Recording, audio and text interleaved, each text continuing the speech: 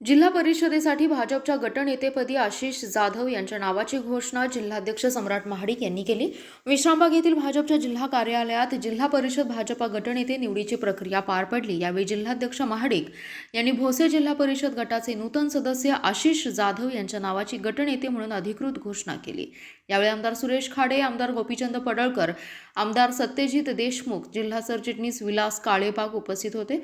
या प्रसंगी आमदारांकडून नवनिर्वाचित सदस्यांना मार्गदर्शन करण्यात आले। जिल्हाध्यक्ष सम्राट महाडिक म्हणाले, भाजपच्या नूतन 16 सदस्यांची बैठक घेण्यात आली। भाजपचा गट स्थापन करण्यात आला, तसेच गटनेता म्हणून आशिष जाधव यांची निवड करण्यात आली आहे। याबाबतची गटनेता निवडीबाबत जिल्हाधिकाऱ्यांकडून अधिकृत मान्यता घेतली जाईल। भाजपकडून चांगलं काम केलं जाईल। येत्या काही दिवसात जिल्हा परिषदेत महायुतीची सत्ता स्थापन होईल, त्यासाठी भाजपचे वरिष्ठ नेते प्रयत्न करत आहेत। यावेळी नवनिर्वाचित सदस्य माधवी पडळकर, सरदार पाटील, अरविंद तांबेकर, जयराज पाटील, येलगोंडा तोरणे, सुनील पवार, शिवाजी खिलारे, कविता पाटील, रमेश देवर्षी, स्वप्नाली मासाळ, शिल्पा जीवनावर, शोभा खोत, अस्मिता होनमोरे, दीपाली कांबळे, मंजुश्री कांबळे उपस्थित होते।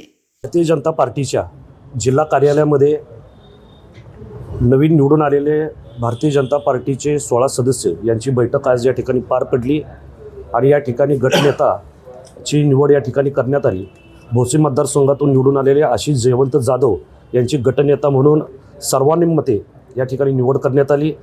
आजच्या या बैठकीसाठी आदरणीय आमदार सुरेशभाऊ खाडे, आमदार गोपीचंद पडळकर साहेब, त्याच पद्धतीनं आमदार सत्यजित देशमुख साहेब यांचं या ठिकाणी मार्गदर्शन सर्व सदस्यांनी मिळालं आणि रवींद्र चव्हाण साहेब आणि चंद्रकांतदादा पाटील यांचेही काही सूचना होते या ठिकाणी आम्ही त्यांच्या वतीनं दिलेल्या आहेत आणि आदरणीय देवेंद्र फडणवीस साहेबांच्या नेतृत्वाखाली अतिशय चांगल्या पद्धतीनं भारतीय जनता पार्टीचा हा जो आज गट स्थापन झाला अतिशय चांगल्या पद्धतीनं काम करेल आणि निश्चितपणानं येणाऱ्या काही दिवसामध्ये आपल्याला सर्वांना दिसून येईल या ठिकाणी भारतीय जनता पार्टी आणि महायुतीचं या ठिकाणी सत्ता जिल्हा परिषदेमध्ये या ठिकाणी आल्याशिवाय राहणार नाही अशी परिस्थिती आपली या ठिकाणी आहे।